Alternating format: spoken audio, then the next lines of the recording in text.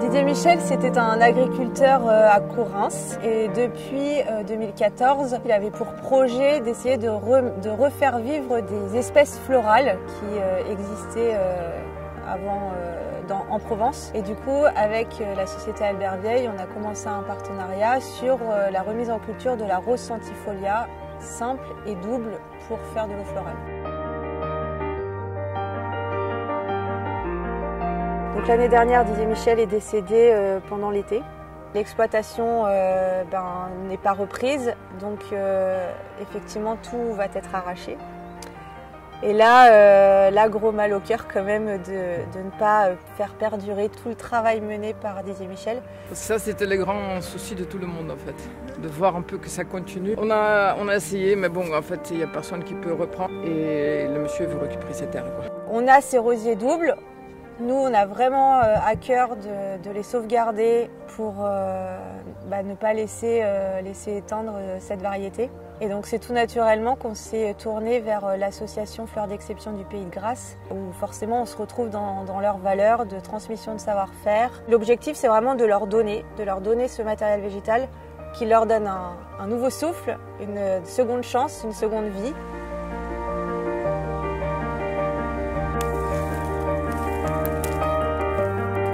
C'était une belle journée. On a pu récupérer de la rose double.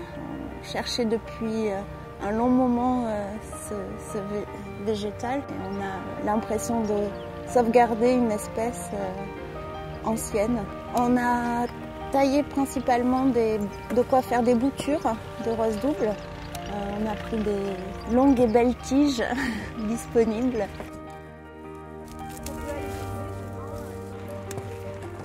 Bon bah, fais des bébés.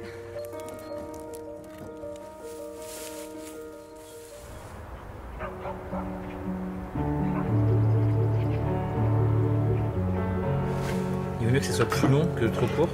Plus long que trop court. Ok.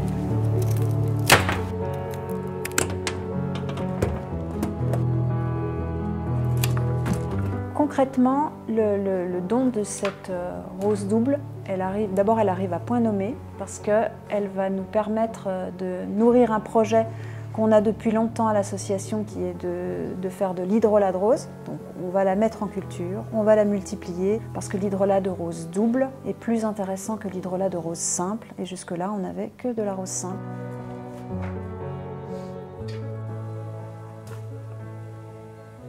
On est en train de les tailler pour en faire des boutures.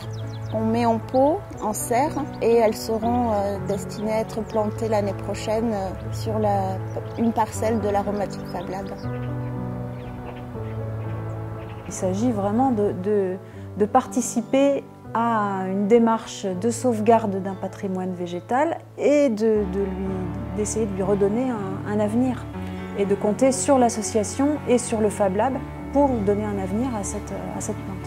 Là, ce don de matières premières végétales alimente cette dynamique-là. C'est symboliquement important et économiquement, ça aura un impact aussi évidemment.